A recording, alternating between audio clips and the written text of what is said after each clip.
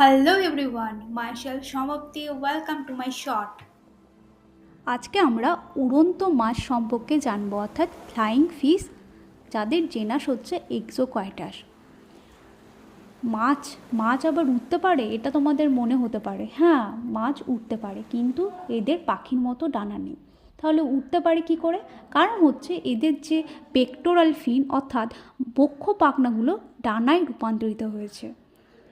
এখানে বলে রাখি, তারা উঠতে পারে মানে পাখির মতো উঠতে পারে না, এরা জাম্প করতে পারে প্রায় 200 মিটার উচ্চতায়। এদের বক্ষ পাখনা যেহেতু ডানার মতো, তাই তারা হাওয়ায় অনেকক্ষণ ভাসতে পারে, দেখে যেন মনে হয় তারা উঠছে পাখির মতো। এরপর মনে হতে পারে যে ওরা কেন জাম্প করতে গেল। কারণ হচ্ছে ওদের যে শিকারি মাছ অর্থাৎ বড় বড় যেসব মাছগুলো ওদেরকে খাবার হিসাবে গ্রহণ করে, তাদের হাত থেকে রক্ষা পাওয়ার জন্য ওরা জাম্প করে। আর এইসব মাছগুলি আমরা দেখতে পাই আটলান্টিক, প্যাসিফিক এবং ইন্ডিয়ান ওশিয়ানে। আমরা এইসব মাছগুলোকে দেখতে পাবো। এদের লেন্থ প্রায় 17 থেকে 30 সেন্টিমিটার পর্যন্ত হয়। Thank you so much. এইরকম আরও ভিডিও পেতে আমার চ্যানেলটাকে সাবস্ক্রাইব করো।